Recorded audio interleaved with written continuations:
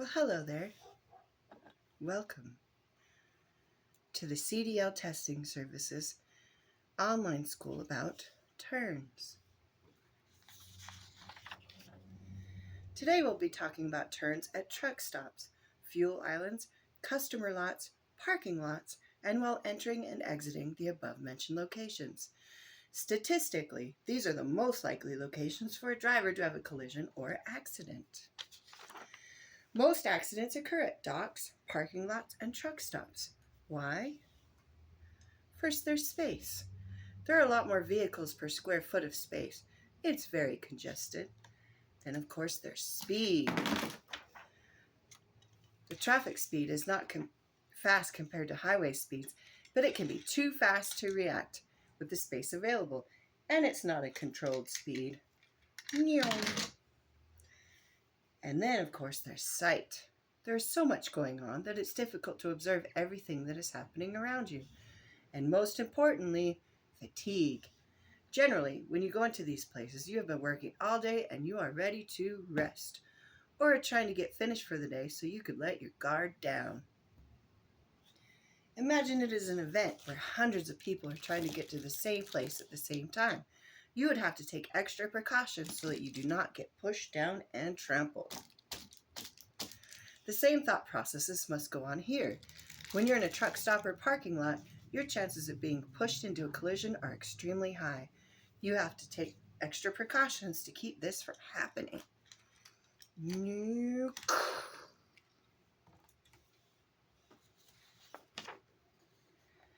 When you enter a truck stop or parking lot, it will most likely be congested. You need to slow down. Get in a low gear and idle through and cover the brake. When you enter a truck stop, it all begins here. Heighten your awareness. Watch for all others around you pulling out or parking. Standard 1 says get slowed down and get into a proper gear. The lowest gear that you can to move through the location at 5 miles per hour without the use of the throttle. Or Standard 2 is idle when you move through and cover the brake to reduce stopping reaction time. It takes 1 3/4 seconds to perceive, which is see and recognize, react, which is apply the brake, and then stop, stopping distance.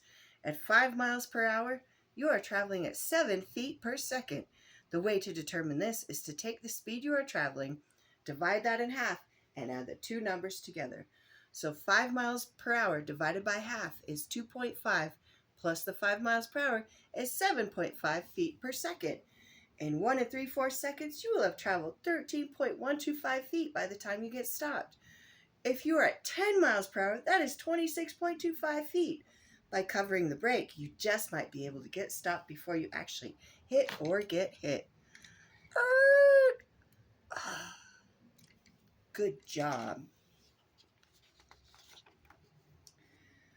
Locate a good parking spot early. Look for a spot that you can pull through if possible. Try not to be on the end of a row. If you are going to park, look for your spot early in the process. Stop if necessary. If it is a dock, don't rush to get to the spot. Watch for light posts and poles. They're not always in the best locations for you to see or maneuver around. Prepare a good setup for the pull-through. Standard 3 says prepare the setup early. You can't set up too early, only too late. Being too late will have to force you to set up and or have to back up. Stop when necessary and walk through the location first. If you are caught in this situation, go back around if you can. If you have to back up, make sure you have the space behind you and don't jackknife or articulate the trailer and tractor so tight that you hit your own air fit. It's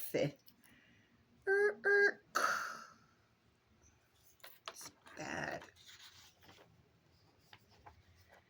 When the space is narrow, you must set up a minimum of a full tractor and trailer length away from the space, 73 feet. So if the vehicle is 73 feet, you're 73 feet. Standard 4 states, always use as much space away from the spot as you can get. If the space is narrow, you should not have less than the vehicle's overall length. No less than that. Standard 5 says set up no closer than 4 feet from the front of the other vehicles or fence line, etc. So if there's something right here, don't get closer than 4 feet to them.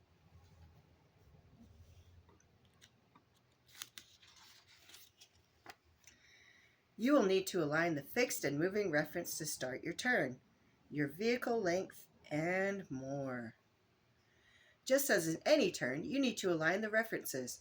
Whatever the distance you are out from an object, your tandems may be back from an object when you begin your turn. The further forward you pull the trailer, the tighter you must turn your tractor.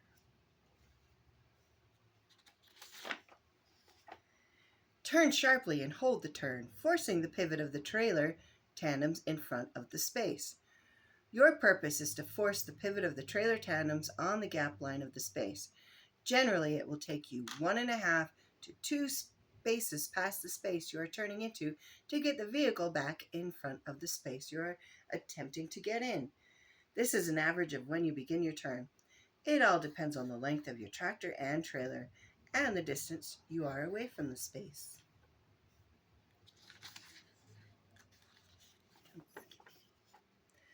When turning tight, you can turn so tight that you hit the air fin into the trailer, or if the surface is not smooth, or if you have to back up to tighten the turn.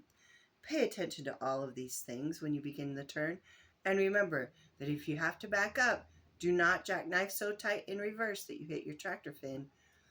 Many of the aerodynamic tractors will turn so tight that they will turn into the trailer when going forward.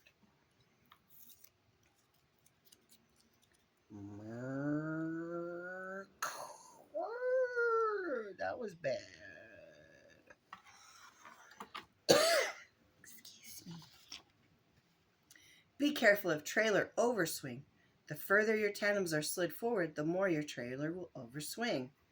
Trailer overswing is why you must not set up closer than 4 feet from the other vehicles or fence lines, as mentioned in Standard 5. So when you turn, this might swing out and hit that. That's no good, Jimmy. The further forward your tandems are slid, the more tail swing or overswing you will have. The setup should not be closer than 4 feet. The setup should not be closer than 4 feet. So when you start, you can't be closer than the 4 feet. You may clear if you're closer, but it's not worth the risk.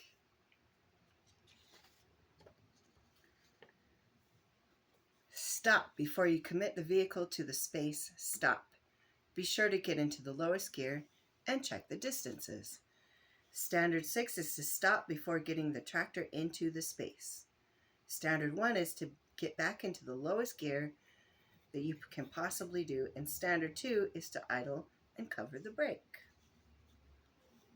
So let's do it here. Oh, my tractor's falling off. Oh, help, medic.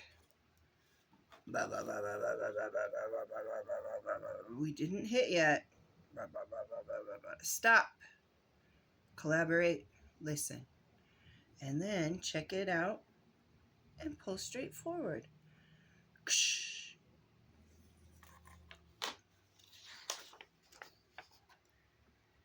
Stop and look for possible collision points. The left front corner of your trailer and the right rear corner of the other trailer. At this point, you still have the ability to correct any misalignment. The front corner of the trailer actually sits further out than the cab that you are articulated in a turn.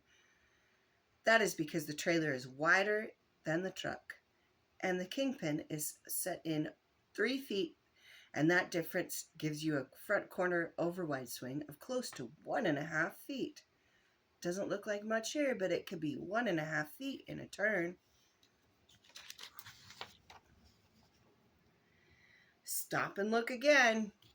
The right rear of your trailer and the left rear of the other trailer. Stop and look. If you are moving forward or back in tight spaces and trying to turn your head from side to side while in motion, you do not have enough time to see, react, and stop. So stop first.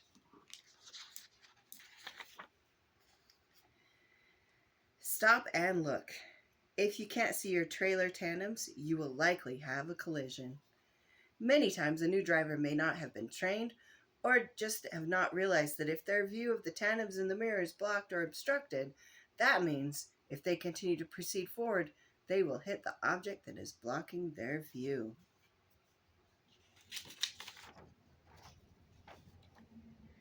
Where are the trailer tandems? Notice here that you can see that there is no way to see the end of the trailer or the tandems. They're going to crash. It can be on either side depending on your pivot point. Regardless of the direction that you are entering the space from, it's the same. If the tandems are not visible in the mirror, you will collide. They did collide. This rule is the same for every turn, not just parking. If sight of the tandems are obstructed, you will hit the obstruction.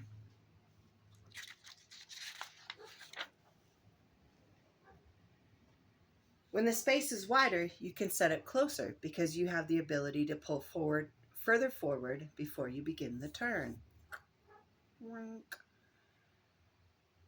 Remember that this only works when the space is wide. You need the same total amount of space to get the 72 or 73 feet into it. It can be 30 feet wide and 42 feet away, or a combination of that, but it still needs to be the total of the vehicle's length. So let's try it with our truck.